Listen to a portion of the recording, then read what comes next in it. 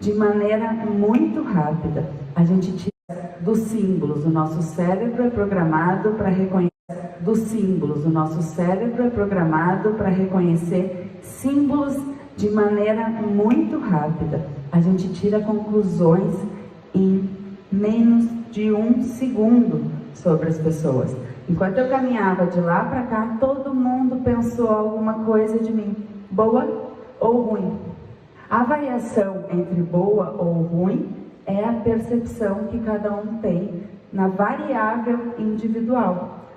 Mas mesmo nós vivendo numa sociedade que não se pode julgar, se não julgarmos, morreremos. Nós precisamos do julgamento. O que a gente não pode é externar esse julgamento, né? E esqueci a palavra, cometer uma separação por causa disso. Mas o nosso cérebro precisa julgar. Julgar é instintivo. Então, Jung, nos seus estudos, foi aí que ele divergiu um pouquinho da teoria freudiana, porque ele acreditava que existia algo de energia vindo junto e que se manifestava através dessa simbologia. Que símbolos são esses? Linhas curvas, linhas inclinadas, linhas retas, símbolos que se manifestam na nossa face. Quando eu descobri o visagismo, foi num curso de planejamento digital do sorriso, eu me apavorei, porque eu, protesista de formação, protética lá da base, né, e protesista de formação, sempre tinha estudado a maneira como é que a gente ia escolher o formato do dente feminino, o formato do dente masculino. Mulheres, a gente vai priorizar os dentes ovais, homens, a gente vai priorizar as linhas mais retas, dentes mais retangulares. E lá me caiu a ficha, quando eu vi aquele curso, e daí fui estudar visagismo, que existia uma conexão entre o formato do dente do ser humano natural e o formato do seu rosto.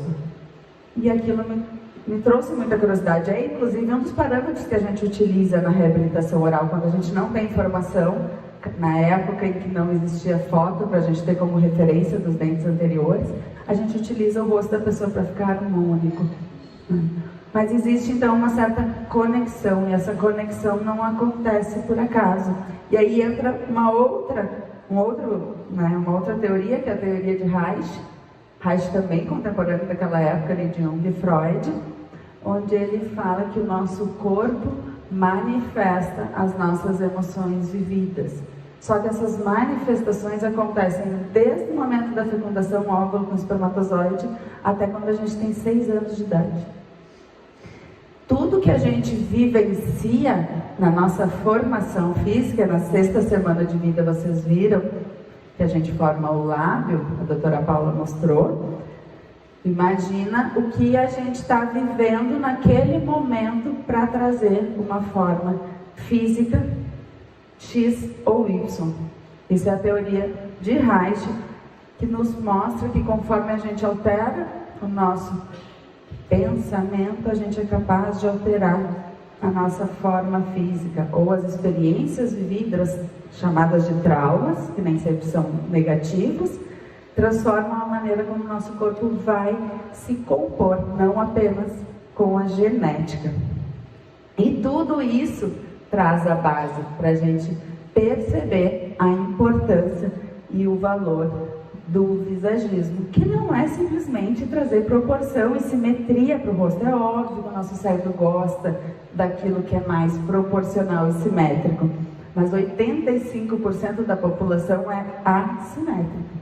E belos, estamos falando de Gisele, de Angelina, de Cauã Raymond, todos assimétricos, todos com a sua beleza.